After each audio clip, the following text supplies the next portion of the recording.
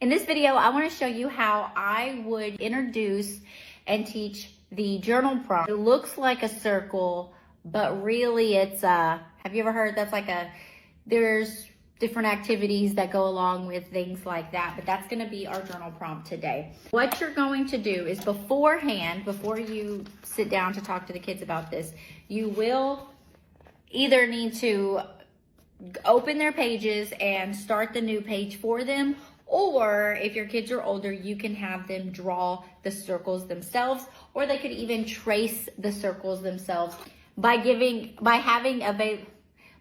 various different circle shapes available for them to trace in their journal down on here. So I use these little clips that just helps hold down the pages that they're not working on right now. So they're not, because I always had an issue with the kids flipping through the pages that we were not working on yet, and they were scrabbling on all of the different pages. So this was a game changer. So what you're gonna do is you're just going to take some sort of circle, or you don't even have to be this precise. You can just draw circles on their journal. I'm just gonna draw a couple. You could literally use anything for your circle shapes, and whatever you're willing and able to have the kids manhandle, then put a few of those on the table so they have different options if they're drawing it for themselves. If they are 4 and 5 year olds, I would have them draw it for themselves. That's less work for you. I'm not trying to open everybody's journal and do this, but for our younger kids, it is helpful to have the prompt on there already. Just like a little Play-Doh toy. So I'm just gonna draw one of those on here as well. One big circle, and they can turn it into something. So just whatever way you decide, have it in here before you get started. If you're gonna have it in here before they get started. If you're gonna have them draw it, then don't worry about that part. This is how I would introduce it to my toddlers and pre-Kers when they come down to circle time. In my curriculum, journal time happens after they're waking up from nap, they're having a snack, and now we are making our way down to the carpet. Some may still be eating, some may still be waking up, but we're gonna go ahead and get started with the activity to give those kids that are ready to keep moving forward that they have something to do. So the first thing I'm gonna do when the kids come down to the carpet is I am going to sing the circle song with them. This is the one that I'm using for the curriculum. It's just a simple song that I found on Pinterest. But you could also just use your circle book, your circle song, whatever that looks like for you. So there's another video where I'm singing this. I'm not gonna sing that for you guys today. I would have us sing our circle song.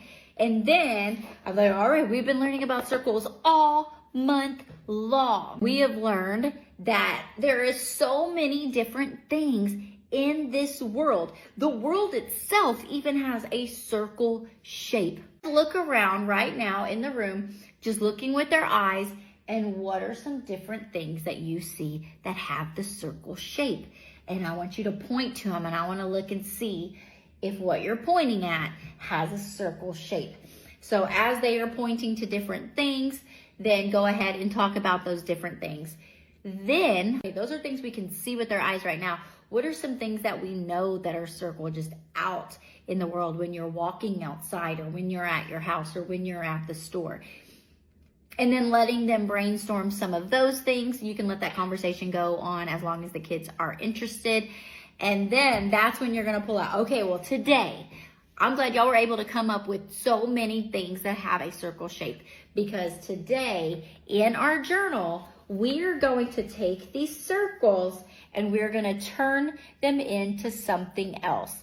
This is called, it looks like a circle, but really it's a, and so earlier, you guys told me one of the things that you saw in here that was a circle was our globe. So what I'm gonna turn my circle into is I'm going to turn it into the globe, or the world. So I'm gonna draw some pieces and things that look like land, and then I'm gonna get some blue and I'm gonna make it look like water. Now I don't want y'all to scribble scrabble. I want you to take your time and add the details that are needed to make it look like something else. I want to be able to walk around and look and say, oh, It looks like a circle, but really it's Earth. It's the world. Okay, here's another one. One of you guys, because y'all just joined a new soccer team, and you said it looks like a circle, but really it's I'm not gonna do it exactly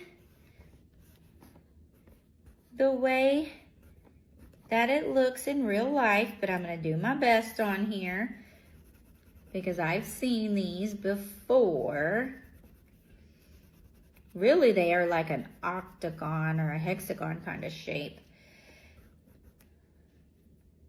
But I bet y'all could tell what I'm making. But really, it's a soccer ball. Really important not to perfect your drawing here. We want to show them that you're taking your time and talk through the details of what you're making, but you also don't want to do it so perfect that the kids feel like their drawing is out of reach because they can't make happen on here what's happening in here. If you have your 2-year-olds, I've said this in another video, I wouldn't necessarily have journal time with them.